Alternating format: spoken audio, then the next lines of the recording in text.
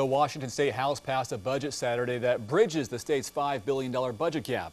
The cuts are dramatic. Among the most severe are $482 million in cuts to higher education. That also means tuition increases for college students in our state. KXLY4's McKay Allen live at WSU's River Point campus tonight, and this hits students hard, McKay. It really does. We're talking potentially 13% tuition increases for WSU students, 11.5% tuition increases for Eastern students. These are on top of tuition increases they've had the last 2 or 3 years. This makes going to school for many students an unbearable burden.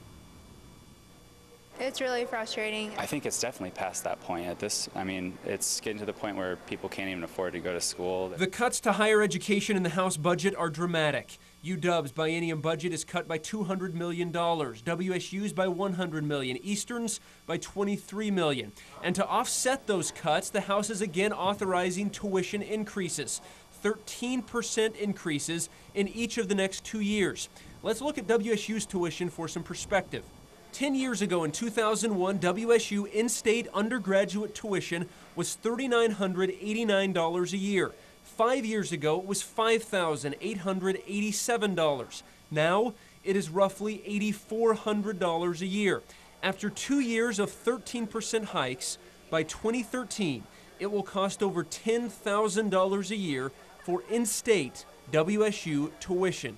As a state, we have to look carefully at the load we're placing on families and students who will need to borrow money in order to go to school.